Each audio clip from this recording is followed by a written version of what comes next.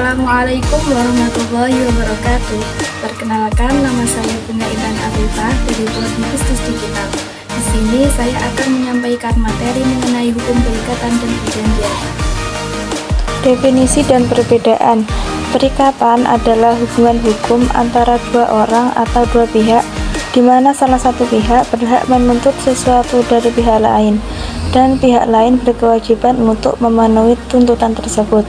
Sedangkan definisi dari perjanjian adalah suatu perbuatan hukum di mana satu orang atau lebih mengikatkan dirinya terhadap satu orang lain atau lebih, atau dapat diartikan sebagai persetujuan antara dua pihak atau lebih yang menimbulkan hak dan kewajiban. Selanjutnya adalah jenis-jenis dari perikatan dan perjanjian. Perikatan yang pertama adalah perikatan bersyarat, merupakan perikatan yang tergantung pada suatu kejadian di masa depan yang belum pasti terjadi. Maksudnya, jika kejadian tersebut terjadi, perikatan menjadi sah, jika tidak, perikatan batal.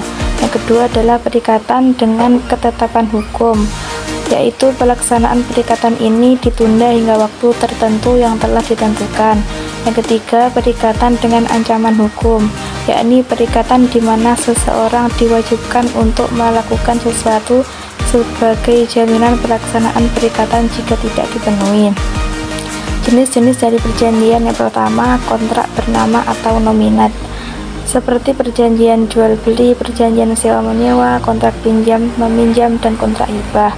Yang kedua adalah kontrak tidak bernama atau innominat, seperti kontrak sewa guna usaha atau leasing, dan kontrak beli sewa.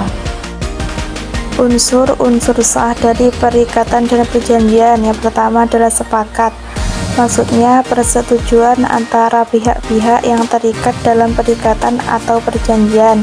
Yang kedua, kapasitas.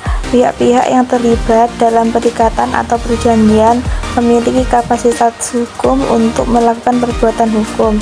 Yang ketiga, objek. Objek perikatan atau perjanjian harus jelas dan pasti, dapat berupa benda, perbuatan, atau hak. Yang keempat, bentuk. Perikatan atau perjanjian harus dilakukan dalam bentuk yang ditentukan oleh undang-undang atau kesepakatan para pihak. Asas-asas hukum perikatan dan perjanjian. Yang pertama, autonomi kehendak, kebebasan pihak-pihak dalam menentukan isi perikatan atau perjanjian.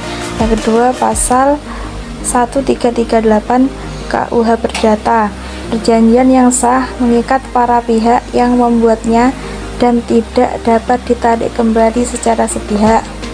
Yang ketiga, itikat baik, kewajiban para pihak untuk berlaku jujur dan adil dalam hubungan perikatan atau perjanjian. Selanjutnya adalah pembentukan. 1. Perikatan dapat tercipta berdasarkan kesepakatan, undang-undang, perbuatan melawan hukum, dan perjanjian. Yang kedua, perjanjian dibuat secara tertulis atau lisan, tergantung pada jenis dan nilai perjanjian. Yang ketiga, persetujuan dapat dinyatakan dengan tegas atau diam-diam, tergantung pada situasi dan kondisi. Hubungan perikatan dan perjanjian. Pertama, perjanjian sebagai sumber perikatan. Perjanjian menjadi sumber utama bagi timbulnya perikatan, di mana hak dan kewajiban para pihak diciptakan melalui kesepakatan mereka. Yang kedua, asas kebebasan berkontrak. Asas kebebasan berkontrak yang memberikan hak kepada para pihak untuk menentukan isi perjanjian mereka sendiri selama tidak melanggar hukum. Yang ketiga, perikatan tanpa perjanjian.